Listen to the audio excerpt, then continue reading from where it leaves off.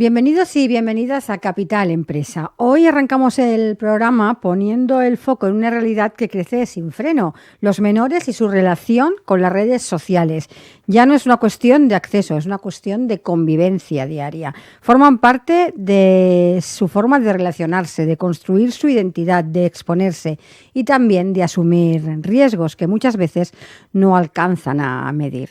En nuestro espacio LexTech 5.0 vamos a aterrizar todo lo que hay detrás, el marco legal, los límites que existen y los que no, el papel de las familias, de las plataformas y de las instituciones, porque aquí no hablamos solo de tecnología, hablamos de protección, de educación y de responsabilidad real. Y después abrimos el plano porque mientras todo esto ocurre en lo digital, el contexto global sigue tensionándose y marcando el pulso de nuestras empresas. El conflicto en Oriente Medio no es solo un titular lejano, está impactando en los mercados, en los costes energéticos, en las cadenas de suministro y en la toma de decisiones empresariales. Lo que pasa allí acaba filtrándose antes o después en los números y en las estrategias de cualquier negocio. Así que arrancamos Capital Empresa.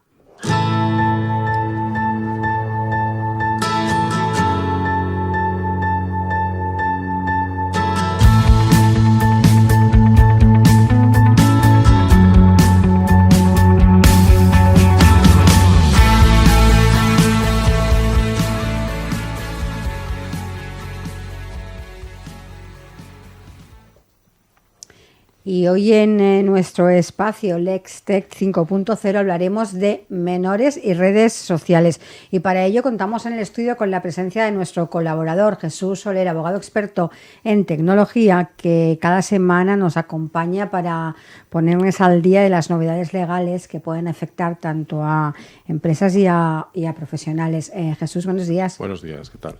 Muy bien. Bien, yo he hecho polvo por el polen. Bueno. Porque en la moto te cae todo en los ojos. Y además cada vez empieza antes, si así estoy que... Si estoy parpadeando todo el rato es porque todavía no sé, una cosa tremendo. Hoy vamos a hablar de menores y de redes sociales, porque aquí se ha empezado el gran debate de si hay que prohibirlas o no. Sí.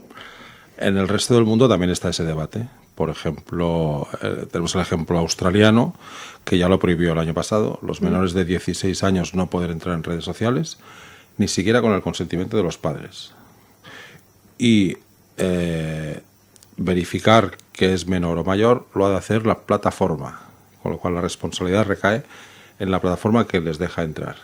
Si una plataforma no cumple, las sanciones pueden ser hasta de 50 millones de dólares australianos, que son más o menos 50 millones de dólares nuestros. Y la responsabilidad, lo bueno es que tiene que ser pues, o TikTok o Instagram o la red que sea, el que tenga que verificar. Aquí tenemos el gran problema de la verificación, que luego al final hablaremos de cómo se verifica si un menor es menor sin vulnerar sus derechos fundamentales, porque claro, es muy fácil que el menor enseñe el DNI, tú lo almacenes, lo verifiques, etc. Eso no se puede hacer. No puedes ir almacenando los DNIs de menores de edad, ni de nadie. Yeah. La tecnología hay, ¿no? Para poder verificar. Hay una sin hacer cierta tecnología que intentan que sea lo más ajustada posible. Vamos a hablar de la tecnología. Sí. Me he adelantado. Sí, te has adelantado. Vamos a hablar de la tecnología. Hablamos luego, si quieres, no pasa nada. Tecnología. ¿Cómo se está haciendo en algunos sitios con inteligencia artificial? ¿Cómo no? ¿Cómo no? ¿Cómo no? Hay un software de inteligencia artificial de biometría que con un vídeo, o sea, que si el menor se pone delante de la cámara, lo mismo que se hace para los exámenes, que te hace un reconocimiento facial. Sí. El reconocimiento facial tiene una serie de variables, arrugas, índices, tersura, la piel, la iluminación, etc., que dicen que da una garantía de fiabilidad sobre la edad de 1 año y medio, arriba o abajo. Bueno. Ya, pero no te lo aseguras, ¿sabes? No, te da la fiabilidad, dicen unos entre 1 y 2 años, el promedio es 1 año y medio más o menos, pero claro, no es la garantía 100%, no es la garantía, con lo cual dices, ¿es eficaz? Bueno, dicen que sirve para el 90% de los casos. Bueno, si más no, es fácil, es más o menos barato. tiene una gran ventaja, que es que la máquina, la IA, graba, o sea, ve la imagen de ese menor, sale un check-in diciendo sí o no, y no se almacena nada. Claro. Con lo cual, bueno, a nivel de privacidad, pues está muy bien, porque la IA se conecta, te ve, hace sus estudios, bueno, gírate, gira, no, dice sí, no, o dice 16,5, venga, pues puedo entrar. 15,5, no, que está mal, no puedo entrar. Entonces te fastidias porque la IA dice que tú no tienes 16. A un menor de 16 años que tiene 15 y medio, pues, o 16 y medio, le bloqueas y tienes un problema, ¿vale? Bueno, en esos puntos pues es complicado. La gran ventaja es que no se almacena nada, solo da un check-in, dice sí o no y punto pelota, ¿vale? La Unión Europea lo ha hecho un poquito más complicado. Se ha inventado una especie de wallet digital, de cartera digital, de monedero, lo llaman, ¿no? Wallet, donde se identifica al menor con su DNI, queda almacenado en los protocolos EIDAS, igual que un banco, ¿no? Y entonces cuando un menor quiere entrar en una plataforma, la plataforma contacta con ese monedero y ese monedero lo único que dice es sí o no, sin informar de nada más. O sea, ¿autoriza o no autoriza? Entonces, ahí no hay transferencia de información, la información se queda en el monedero virtual con una criptografía, un token, bueno, todo lo típico. Y es más seguro para la privacidad, pero tienes que hacer un registro previo. O sea, primero tienes que enseñar la patita, obtener ese token. Ese token luego es consultado con la empresa que quiere verificar tu edad y lo único que sabes es sí o no. No sabe nada más. No sabe ni dónde vives ni nada más. O sea, hasta ahí. Bueno. Sí, dentro de los sistemas de control europeos. A ver, de que no va a haber ninguno que sea. No, que digas este es. Ninguno, vamos, ninguno. Hay otros que son, pues, al final de registro puro y duro, donde al final pues tienes que enseñar la patita de verdad. Y eso tampoco son nada chulos, ¿no? Los principales son, tú te has registrado previamente, la típica identificación uno a uno, dices quién dices ser, sí, tienes el token, me dice si eres menor o mayor, sí, pues te dejo entrar, sale luz verde, luz roja, pum, para adelante o para atrás. Y el otro sistema que es inteligencia artificial pura y dura, y el de siempre, el de toda la vida, es de registro. Enseñas el DNI, te lo guardan, la foto, verifican que eres tú quien ha entrado, etc. No son nada bonitos. Ninguno de los sistemas es bonito. El de EIDAS parece más seguro, pero esto de que siempre nos tengamos que registrar en carteras digitales del Estado, ¿sabes? Da un poquito de mal rollo. Sí, tampoco es la panacea, que digamos. Sí, y luego la siguiente, te digo la trampa. Si metes una VPN, te saltas el control de edad. No vayamos dando ideas. No, te lo digo, porque tú dices que vives en Namibia y punto pelota, y entras en TikTok. Porque en Namibia, por decirlo en algún sitio, no hay control de edad. Entonces, ¿qué tienes que poner? ¿Un control de edad para que los menores no puedan acceder a VPN cuando hay 100.000 millones de anuncios eso es más para entrar? Eso sí que es complicado. Claro. Entonces dices, he utilizado la VPN de los papis, o la tienen conectada en no sé dónde, no sé qué, entro con la VPN, digo que estoy en donde sea, en Canadá, o en algún país que no haya control, y para adelante, ¿no? Islas Vírgenes, la época donde todas las grandes empresas de fondos, criptos y no sé qué estaban en Islas Vírgenes. No, porque ahí, es verdad. Porque te registrabas en Islas Vírgenes y aquí era jauja. Te abrías una cuenta en Islas Vírgenes y era pum, por lo mismo, VPN. ¿Dónde estás? En Islas Vírgenes, en Madeira, en no sé dónde. Claro. O sea, no hay nada perfecto. Las VPN se lo saltan, con lo cual, bueno. ¿Qué es lo que está pasando en el mundo? Ya hemos hablado de Australia. España, la ley que están queriendo hacer es que tampoco los menores de 16 años no puedan entrar en redes sociales. Los menores de 16 podrían tener autorización de los padres. Bueno. Aquí podrían entrar con autorización. Aquí pueden entrar con autorización a partir de los 14. Y a los 16 también pueden entrar. Entonces lo que se quiere es poner una barrera a los 16, sí o sí, y no puedas entrar. Bueno, porque es la edad de prestar el consentimiento según el reglamento europeo y en la Unión Europea, 14 años. estamos hablando de entrar en redes sociales, no de matar al Papa, ni matar a... Pero en cambio, por ejemplo, a nivel de filosofía, una menor de 14 años puede llegar a abortar, la mayor de 14 años con la autorización de los padres puede abortar, la de 16 años no tiene que pedir permiso a nadie, con lo cual dices, o sea, unas cosas que es una red social que tampoco es para poner una bomba atómica. Este es el gran debate, no puedes entrar porque pobrecitos los niños, qué mal lo van a pasar, o pueden estar afectados, pero en cambio lo otro sí que pueden pasar.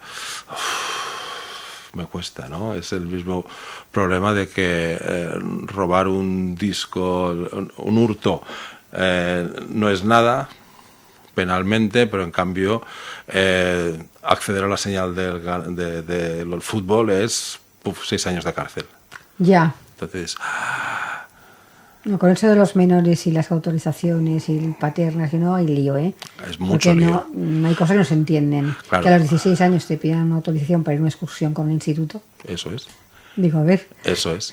Dices, bueno... Esto, el equilibrio no está en ninguna parte. No, porque es un problema de no te llamo de política criminal, que cuando yo llevaba en política criminal, es decir, el bien superior que estás protegiendo, ¿cuál es?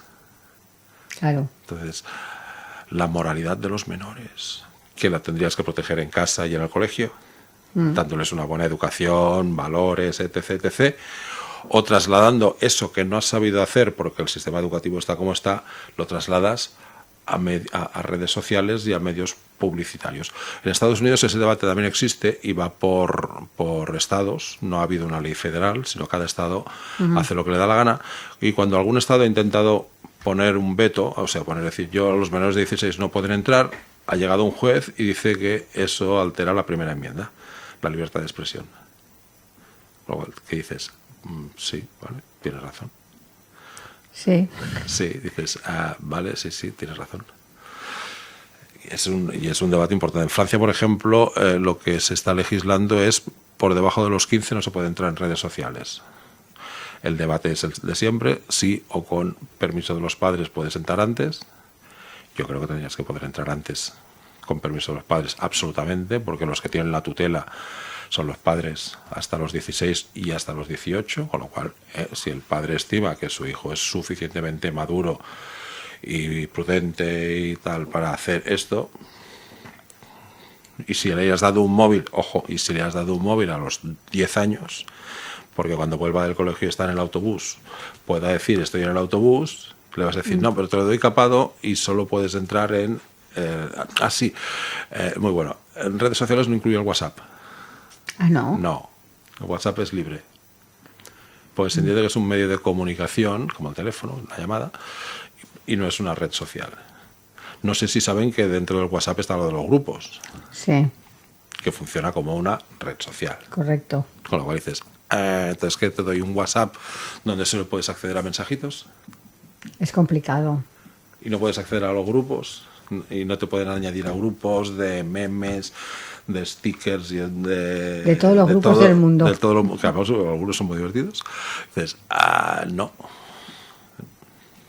Entonces, ese debate es muy importante. Grecia también quieren legislar los 16 años, en Francia ya está, en Inglaterra tienen un problema también, un debate filosófico sobre lo mismo. La barrera siempre la están poniendo en los 15, 16 años, sí. Menos en China, que por debajo de los 18 no pueden entrar. Bueno, ya, esto es otra cosa. Ya. El otro debate, y es un debate muy divertido, es en Francia a los 15 años puedes acceder, no sé si son 1 o 2 horas al día. ¿Ah, sí? Sí, es buenísimo. En China no puedes entrar... Pero esto es un poco... Es una tontería. Es un poco tontería, ¿no? Es porque sean 2 horas... Primero, ¿cómo contabilizas las horas? Con un bueno, ya quitando esto. Con un timing, pero ¿y qué pasa si estás en Canarias? Si empiezas a mirar redes sociales en Barcelona y acabas mirándolas en Canarias. Por decirlo, claro. un cambio de uso horario en Estados Unidos. Es que ya no es lo preocupante, no es el tiempo, ¿no? Es que ya me parece que en 2 horas... Bueno, hombre, tienes tiempo de sobra para ver lo que te dé la gana. Para ver lo que te dé la gana. Exactamente. Y para afectar a tu pobre moralidad y tu pobre cerebro adolescente de formas inimaginables. Claro. O sea, que si es al mismo sitio que 2 horas cada día, te afecta lo mismo, Exacto. Por ejemplo, en China estaba leyendo, hay prohibición total para los menores de las 10 de la noche a las 6 de la mañana. Dices, ¿que tienen que dormir más?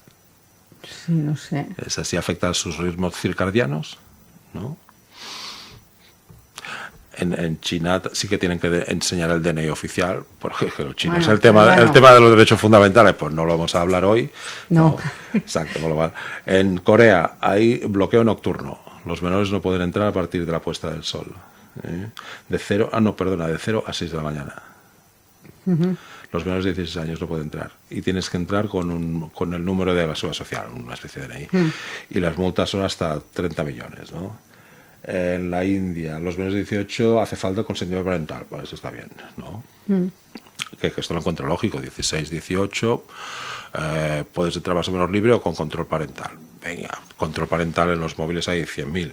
También hay 100.000 formas de saltárselos. A ver, siempre que hay una manera, eso siempre está la fórmula de Exacto. saltárselo. Siempre hay 100, eso ya lo damos por sentado. 100, vale. Siempre hay 100.000 formas de saltárselo. ¿Cómo? Montones.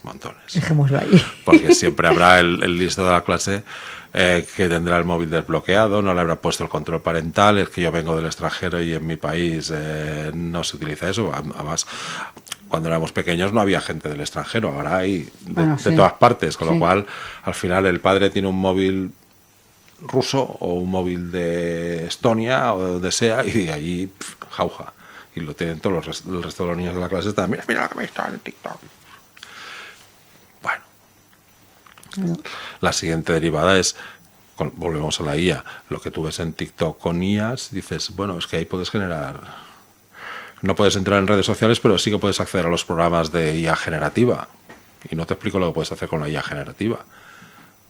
De todo. De todo. Literalmente. Hasta saltarse la protección de la IA generativa y hacerle cosas que están saltando, eso por encima del prompt del ¿cómo llaman? Es cosas morales. Está pidiendo cosas amorales y entonces la IA generativa tiene unos bloqueos que te lo impiden, te lo puedes saltar. Si te la descargas, te puedes desbloquear lo que sea y no pasa nada, ¿no? ¿Qué es lo que están haciendo las redes sociales? Meta y TikTok solo permiten acceder a partir de 13 años. En general. Con lo cual dices, bueno, ese traslado de la responsabilidad a las plataformas pienso que está bien, porque si permiten contenidos que puedan afectar a los pobres cerebros de los adolescentes, tienen que hacer que los pobres adolescentes no vean ciertos contenidos o no accedan a partir de una edad determinada. Y tenemos otro debate importante, el concepto de red social. Sí, claro. Lo decías tú con WhatsApp. Claro. Pero no solo WhatsApp, que el niño acceda a Peppa Pig. Venga, Peppa Pig, no pasa nada. No creo. O el que sea, no sé cuál es el juego o los vídeos que están de moda hoy, porque ya no tengo niños pequeños. Pero es que por detrás de todos esos juegos siempre hay chats.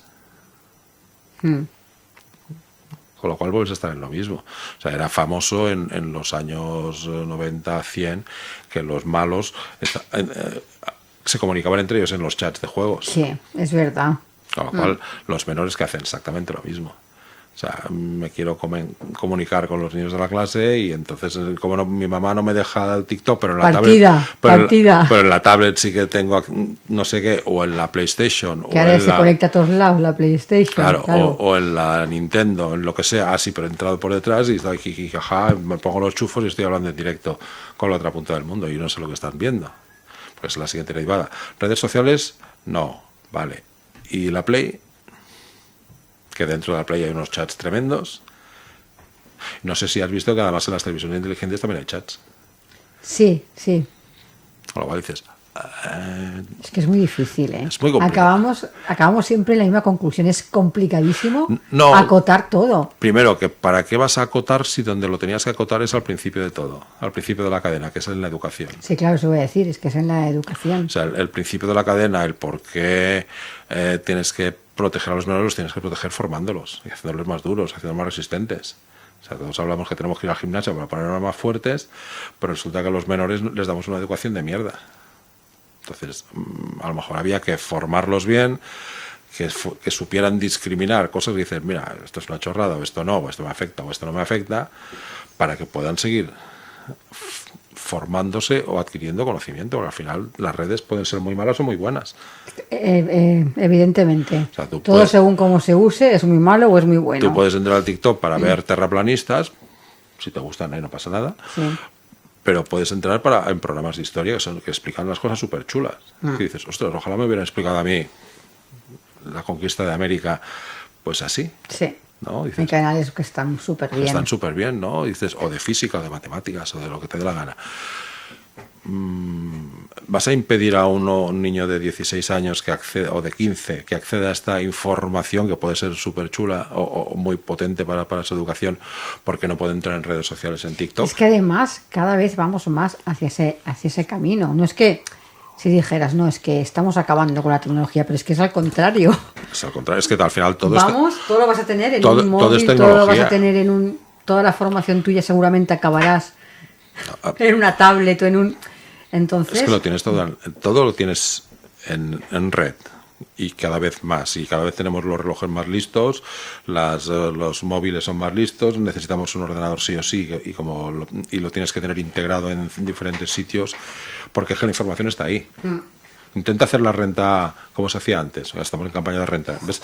Intenta hacer la renta en papel, es imposible. Sí. Tienes que hacerla en red, descargarte el borrador, hacer no sé qué, ver si funciona, pedirle a la IA que te verifique si realmente te lo han hecho bien o te lo han hecho mal, que luego la IA también la lía, etc. ¿no? Intenta hacerlo como en papel, como lo hacíamos antes en una máquina de escribir, tic, tic, tic, tic, tic. Terrible. O calcúlalo, otro ejemplo, inténtalo calcular con una calculadora a mano. Más terrible todavía. O a boli. Sí. Entonces, ¿nos hace falta la tecnología? Sí. ¿Nos hace falta las redes? ¿Son buenas? Sí. El contenido de las redes, pues hay bueno y hay malo. O sea, sí, bueno, claro. Si empiezas a pensar, imagínate que hace 20 años, 25 años, ¿te acuerdas que había en las calles, había una cosa así como una caseta donde ponían periódicos? ¿Te acuerdas? Que es en papel. Y te acuerdas que en aquella época también había una revista que se llamaba Interview y otra que se llamaba no sé qué, donde había señoras más o menos desnudas. Imagínate que llega al ayuntamiento, la colado de turno, y dice, pues ahora los kioscos no pueden vender el Interview, porque los niños y las niñas ven pues señoras desnudas o señores desnudos, y eso puede afectar a su identidad sexual desde los 15 años, o 10 años, o 6 años. ¿Qué hubiera pasado? Hubieras encontrado que era absurdo, ¿verdad? Sí. Pero bueno, si es que dentro de un kiosco hay periódicos, hay libros, hay revistas, hay chuches, hay señores y señoras desnudas, y hay Peppa Pig y Dora la Exploradora. Entonces, bueno, no tendría sentido. Sí, y los kiosqueros seguramente se hubieran quejado, y la Unión de Periodistas se hubiera quejado, porque estamos limitando nuestra libertad de expresión, libertad de empresa, todas las libertades. Exactamente pasa lo mismo, solo tienes que extrapolar ahora el medio, que es digital. Sí, claro, tenemos que extrapolarlo a lo digital, pero es lo mismo. Es exactamente lo mismo que antes, y en aquella época no había un debate. Bueno, es que hay muchas cosas que se hacían antes que ahora son todo un debate que dices... ¿Hace falta? Sí. Hace falta, yo creo que no, primero que no hace falta, después en aquella época no había un debate, bueno, hubo un debate que después... Tú piensas cuántas cosas hablando normalmente decimos, uy, esto si lo decimos ahora... Fatal. Sí, esto fatal. si lo decimos ahora, fatal. Esto se puede hablar ahora, no, uy, esto fatal. Fatal. Y dices, bueno... tenemos cada vez más tecnología, que cada vez hay más control, porque la tecnología nos impone controles de los medios técnicos, de los relojes, del tema de salud, de 100.000 cosas. Estamos cada vez más controlados, y en cambio tenemos menos libertad. Sí, eso es así, tal cual. Entonces a mí me preguntaban, oye, ¿cómo puedo hacer que no me controlen el dinero? Dice, pues paga metálico. Vas al cajero y paga metálico. No hay nada más anónimo que un euro. Exacto, en papel. Que en billetito. Eso no hay nada más anónimo que un euro. Así no te... bueno, pero como voy a ir con dinero en el bolsillo, bueno, pues no vayas con dinero en el bolsillo, mira. O sea, tú quieres una cosa pero no quieres la otra. Aquí en redes sociales y en todo pasa exactamente lo mismo. ¿Quieres el contenido bueno pero no quieres el contenido malo? Bueno, pues vigila los que ponen contenido, o monitoriza, porque cada vez hay más formas de monitorizar cosas. Pero esto pasa en todas partes, en lo digital y en lo no digital. Es cuestión de saber elegir dónde tienes que ir. Claro. También vas a una librería o vas a sitios y hay libros buenos y libros malos. Que dices, uff, Claro, ¿vale? Claro. Y hablando de redes sociales de WhatsApp y Telegram, en Telegram hay ahí, ni te cuento. Sí. Y si el menor es terrible, y si el menor es más o menos listo, sabe encontrar las webs para entrar en el Onion y en el y en la Deep Web que hay ahí. Y tenemos que pensar que cada vez son más listos. Mucho más listos. Porque ya nacen con la tecnología, vamos, claro. aquí. Claro, y entonces ese debate de que no pueden entrar en redes sociales, a mí me lleva a pensar que hay algo detrás. ¿Sabes? Ay, ¿por qué las redes sociales no quieren entrar? Es que TikTok es China, es que Meta es americano y no es amiguito del Trump, es que... Bueno, si ya nos metemos en esto Instagram, ya... ¿qué es? Meta. Uf, claro, es que Meta, es que no sé qué. Entonces dices, ¿no habrá algo detrás? Pues Telegram es peligroso que te mueres. Sí. No, aquello es una fauna, vamos, mucho, ¿eh? Una fauna brutal. Entonces, ¿qué consideramos que es redes sociales? TikTok, Instagram, alguna redecilla que hay por ahí suelta, bueno, los chinos que tienen unas redes mucho más grandes que Instagram, el WeChat y todo esto. El debate en sí es estéril. Claro. Pues dices, o sea, solo vais a proteger cuentan las grandes operadoras del sistema, pero en cambio tú montas cualquier red social de cualquier tontería, de parejas, de solteros, de solteras, de jugadores de ajedrez, de jugadores de lo que sea, que es una red social, al fin y al cabo. Bueno, entonces aquí puede entrar de 16 años, puede entrar de 13, Child Chess para ajedrez infantil, y monto una red social de niños que juegan al ajedrez a los 10 años y son cerebros que pueden entrar ahí o no pueden entrar ahí. Imagínate hacia dónde nos lleva, porque los debates que están montando y los que se llenan la boca en el Congreso es no, pueden entrar en redes sociales. Bueno, un momentito, ¿red social qué es? ¿TikTok, Instagram? ¿O hay más? No. Entonces, hay montones. Ves que el debate ya desde origen es absolutamente estéril. Y dices, a ver, tú lo que estás diciendo es que quieres bloquear estas dos grandes instituciones. ¿Por qué? Pues porque están ganando dinero, porque tienen el control de 4.000 millones de personas. Hay un estudio que dice que los menores, hay 4.000 millones de menores, me dicen aquí. 4.000 millones de menores de 18 años dentro de redes sociales en todo el mundo. Lo encuentro un poco bestia, pues 4.000 millones son muchos. Bueno, pero ¿tú no crees que en todo el mundo puede ser? Bueno, a lo mejor 4.000 no, pero bueno, que es lo mismo, 1.000 millones ya son muchos. Sí, claro. Da igual, de 4.000 a 2.000, me da lo mismo, son muchísimos. Y dice, hay un estudio que dice el 70% de menores acceden antes de la edad permitida. Pues claro, te he dicho los sistemas del VPN, el móvil del compañero, te dejo el móvil porque esta noche nos vamos a cenar, quédate el móvil para avisarnos. ¿Y ahora por qué ha salido todo esto? Pero antes, ¿cuándo he nacido? Claro. Este año, venga, para adentro. Sí, venga para adentro. Era tan fácil como eso, ¿eh? Y coger el DNI de otro para entrar a la discoteca a los 15 ahora años. hablamos de los accesos, VPN, estas cosas, pero antes, año de nacimiento, 3 años más para atrás. Venga, tira para adelante. Y entrabas, te colabas en la discoteca a los 15 años. No, es que he ido a la discoteca. Pues si tienes 15 años, bueno, pero que parezco más. Y el portero, pues que era la IA biométrica del momento. Decía, a ver, tú, 15 años, ¿de qué? Ahora lo llevaba una niña súper bien puesta, súper maqueada, tal, y decías, hombre, claro, esta niña tiene 20 años lo menos. Venga, tira. Y dices, pues tiene 15. Los niños es más difícil, pero las niñas, la jauja antes de la biometría del portero era... fenomenal. No fallaba el 1,5% como fallan ahora. Entonces dices, ese gran debate ha estado siempre. ¿Dónde tienes que poner las puertas al campo? En definir lo que es una red social y aquí puedes entrar y aquí no. A lo mejor tenemos que empezar por ahí. O lo que quieren es, por detrás, bloquear las grandes medios del mercado. Meta, TikTok u otras. Que yo es lo que creo que pasa. Porque al final tienes que mirar la pasta. Siempre acabamos en el dinero. Siempre tienes que mirar la pasta y aquí pasa algo. Pues Jesús, como siempre, muchas gracias por la información. Veremos a ver cómo queda la ley y cómo nos salimos de esta. Y la semana que viene más. La semana que viene más. Hasta la semana que viene. Adiós.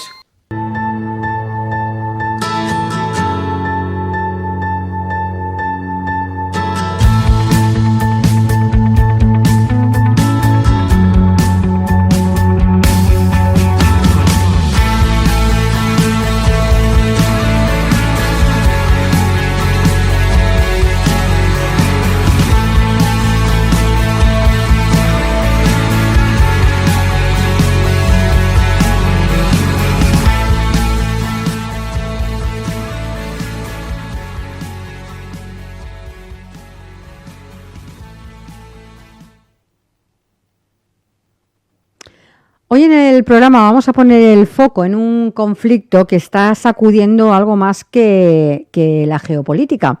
Está tensionando los mercados globales y disparando el precio de las materias primas a una velocidad difícil de ignorar. El petróleo, el gas o los fertilizantes ya reflejan ese impacto y sus efectos empiezan a trasladarse a toda la cadena económica.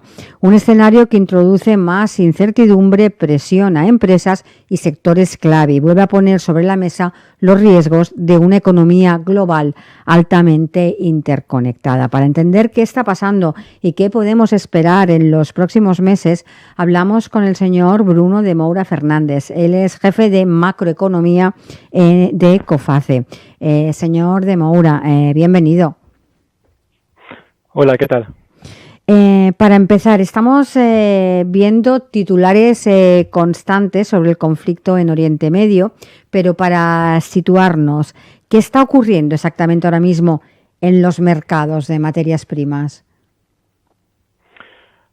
Bueno, claramente han sido impactados básicamente por la guerra, por el conflicto, por el miedo de que al final, bueno, va a faltar volumen, que sea en el mercado del petróleo, mercado del gas también, del aluminio, de los fertilizantes, de algunos productos petroquímicos, en que, bueno, esa región del mundo es fundamental para la producción. Si hablamos, por ejemplo, del aluminio, es 8% de la producción mundial, 20% más o menos del petróleo, del gas licuado, 33% de los fertilizantes, en que al final, claro, como no pueden salir, que no podían salir hasta ahora del estrecho de Hormuz, estaban bloqueados y claro, en los mercados cuando falta volumen, entramos en, bueno, básicamente una subasta para quién puede pagar más y al final tenemos precios que suben muchísimo. Uh-huh. Nos ha hablado usted del estrecho de Hormuz. Para quienes nos escuchan y para que tengamos los conceptos claros, ¿por qué es tan estratégico para la economía global ese punto? Es fundamental porque, bueno, al final lo que producen los países del Golfo, de esa región, básicamente no puede salir por otras vías. Hay una parte que podría salir por el Mar Rojo, del otro lado básicamente de la costa oeste de Arabia Saudí. El tema es que de ahí básicamente no hay infraestructuras para poder exportar mucho petróleo, solamente un oleoducto que básicamente puede llevar 3,5 millones de barriles al día, pero no los 19 que salen al día de ese estrecho. Y después, si hablamos de gas, si hablamos de petroquímicos o de fertilizantes o de aluminio, ahí no puede salir porque no hay infraestructura ferroviaria en Arabia Saudí para poder evitar el estrecho de Hormuz y para salir del lado del Mar Rojo. Y pues al final, si no hay salida de ahí, no hay posibilidades para todos estos países de exportar para el mercado mundial y por eso al final, cuando está bloqueado ese punto de salida, está bloqueada básicamente toda la producción de estos países. Uh-huh. Hablamos de subidas muy intensas en petróleo, en el gas, en fertilizantes, también lo comentábamos. ¿Estamos ante un shock puntual o ya podemos hablar de un cambio más estructural? Bueno, más se extiende el conflicto y más dura y más se puede hablar al final de un impacto que va a durar también. Es verdad que al principio, en las primeras semanas del conflicto, se decía, bueno, si esto se termina hoy o mañana, al final el impacto habría sido muy temporal, porque claro, al final los precios van a bajar, porque la oferta y la demanda volver a equilibrarse, a volver al balance que tenían y ya. El tema es que más el tiempo pasa, más se extiende el conflicto, más se destruyen capacidades de producción, infraestructuras, y más al final va a necesitar mucho tiempo para volver a producir de la misma forma, porque claro, en algunos casos habrá que reconstruir capacidades, como es el caso, por ejemplo, en el gas en Qatar, y ahí sí sabemos que van a necesitar años para una producción normal, una producción la que era básicamente antes del conflicto, y también todas las cadenas de suministro, bueno, al final están siendo impactadas estamos viendo que obviamente ya hay retrasos y tal, y bueno, con el tiempo más eso dura y más impacto duraderos va a tener, y más obviamente también sobre la inflación, porque es una cosa cuando sube el precio de la energía en un momento, una semana, en que a lo mejor las empresas o los proveedores pueden absorber los costes, y cuando ya dura meses y meses en que al final las empresas no le queda otra sino traspasar estos costes en los precios al consumidor. Estamos viendo subidas muy desiguales según regiones. Desde su análisis, ¿qué zonas están siendo más castigadas? ¿Europa, Asia o Estados Unidos? Bueno, claramente Europa y Asia. Asia más que nada, porque claro, al final los flujos que salen de Hormuz están al 90% dirigidos a Asia, y por eso claramente en algunos países ya tienen que básicamente pedir a la gente que deje de consumir energía, básicamente que ya no hay luz en algunas calles, ya tienen que consumir menos aire acondicionado, que no ir al trabajo, básicamente, bueno, todas estas cosas para ahorrar un poco de energía, y también algunas empresas, algunas fábricas ya no están básicamente produciendo petroquímicos porque les falta insumos.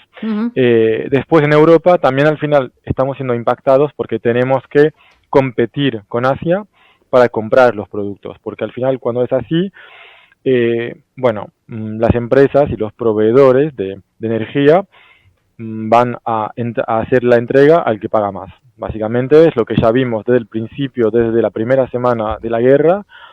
Bueno, básicamente un barco con gas salía de Nigeria, tenía que ir a Francia y al final cambió de ruta y se fue a Asia simplemente porque los asiáticos pagaron más. Por eso al final es una guerra en que normalmente impacta bastante poco los flujos directos a Europa, pero en el caso de crisis, bueno, básicamente hay subastas en que los que pagan más se llevan el gas, el petróleo y los productos. Y eso, claro, hace con que en Europa, si queremos las entregas, hay que pagar. Y al final tenemos también un impacto sobre los precios.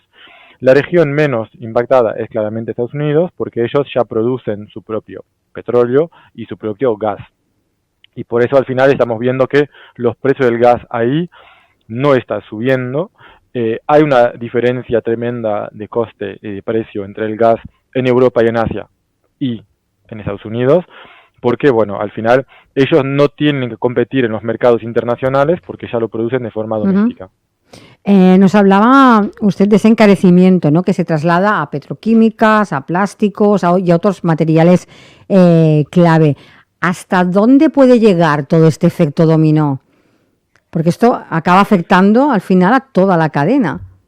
Y sí, o sea, más tiempo dura ese conflicto y más al final los precios van a subir para todos los productos, porque al final más también los costes, cuando son costes que duran, bueno, una semana, un mes, a lo mejor, bueno, se traspasa al primer proveedor, al primer cliente y ya, y cada uno absorbe un poco el coste y no se traspasa al consumidor. O básicamente al cliente que sea, por ejemplo, la petroquímica, después hace entregas para la automotriz, para la construcción. Cuando eso dura y cuando sobre todo los precios suben mucho, no se puede básicamente absorber todo el coste un agente o una empresa.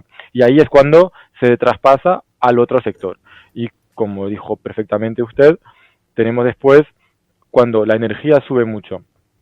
Claro, después eso impacta a los sectores consumidores de energía, como por ejemplo la química o la petroquímica, la papelera, el vidrio, el cemento, el plástico, los metales, bueno, básicamente el transporte también.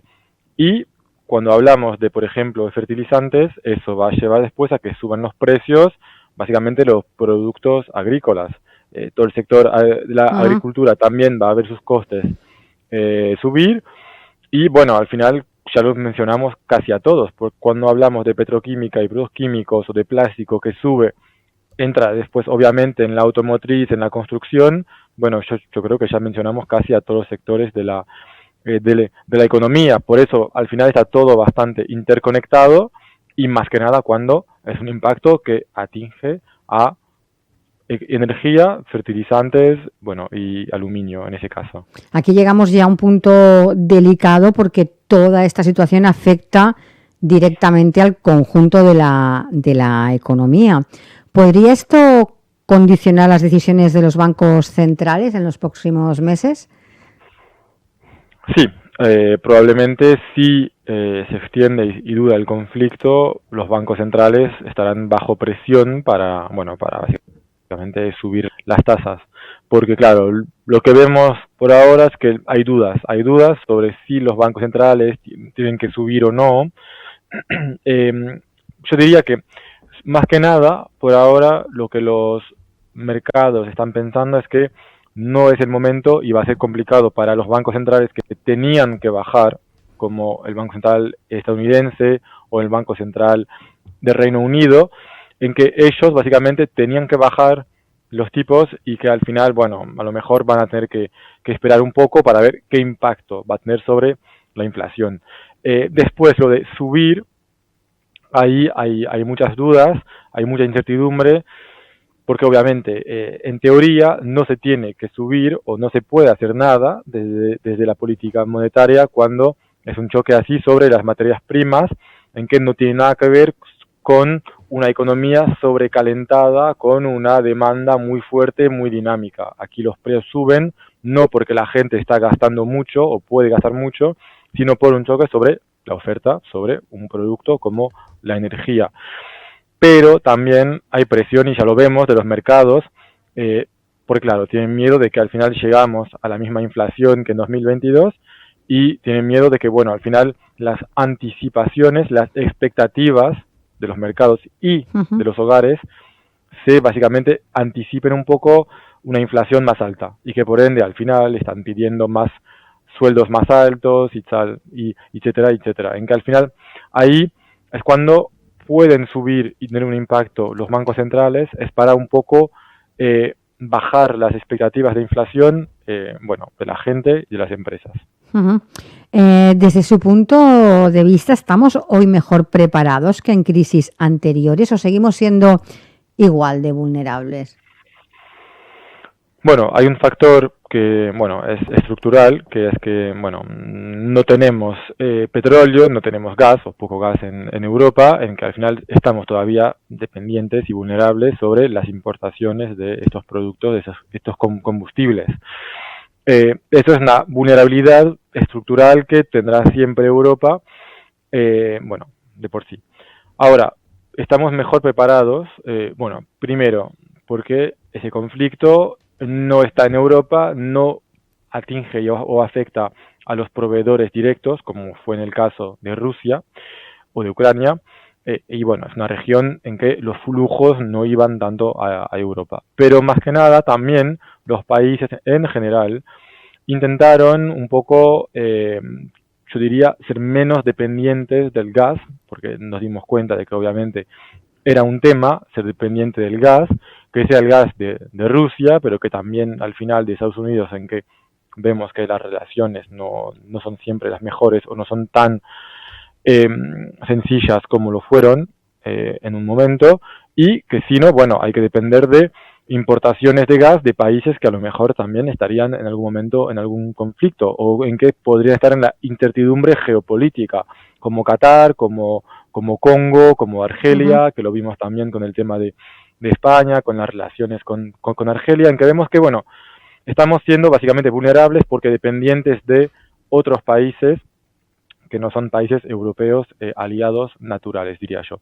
Entonces, claro, algunos países como España apostaron bastante en las renovables, en que claramente ahora vemos que la producción de electricidad en España antes del 2022 dependía alrededor de un 40% y ahora solamente un 18%, lo que permite básicamente durante muchas horas del día y más en días en que hay mucho sol, no depender del gas para producir la electricidad, lo que hace con que el precio de la luz no suba tanto como fue el caso en 2022, en que teníamos que utilizar el gas en cualquier momento del día o casi, y claro, cuando es así, es la energía más cara que básicamente decide del precio de la luz. Y ahí sí yo creo que hay menos vulnerabilidad porque hay más países que apostaron en renovables o, bueno, en el caso de Francia, siempre nuclear, para producir la electricidad sin tener que utilizar el gas en cualquier momento del día. Pero no todos lo hicieron y, por ejemplo, países como Italia o Alemania todavía están siendo bastante dependientes. Y si miramos un poco más allá del corto plazo y si el conflicto se prolonga, ¿qué escenario macroeconómico manejan ustedes desde COFACE? Bueno, hay varios escenarios en realidad, porque esto puede básicamente, o sea, yo diría casi no hay un escenario peor, o es difícil decir cuál sería el peor, porque obviamente que una guerra no tiene límites.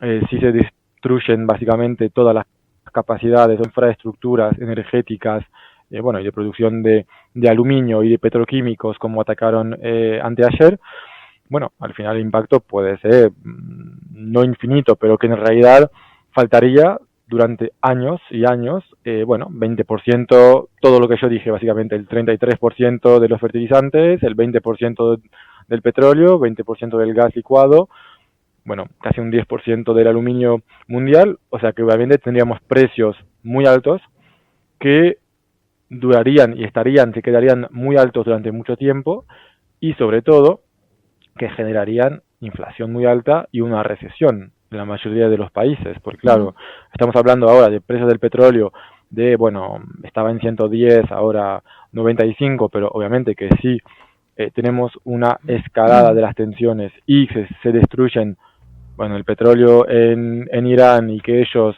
después destruyen en otros lados, al final, claro, esto puede subir a 150 o más. Y ahí sí hay destrucción de demanda, porque el precio sube tanto que mucha gente o muchas empresas dejan de consumir, básicamente. Y ahí es cuando, básicamente, tenemos una recesión. Eso sería el peor de los casos, pero bueno, después tenemos muchos escenarios intermediarios entre el actual y el peor, obviamente. Eso ahí ya depende totalmente de la geopolítica, cuánto tiempo, y de las capacidades y las infraestructuras que se destruyen durante esa guerra. Señor de Moura, ya para terminar, tenemos menos de un minutito.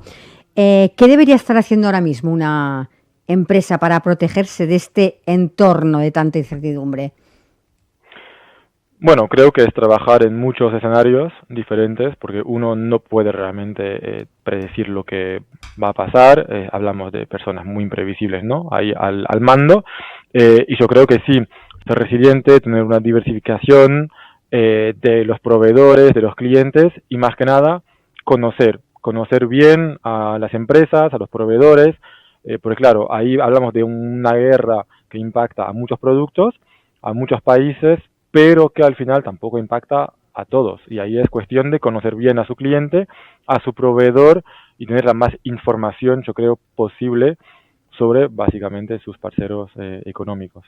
Pues señor de Moura, muchísimas gracias por haber pasado por nuestro programa para darnos un poco más de claridad acerca de este conflicto. Muchísimas gracias. Un gusto. Adiós, un saludo.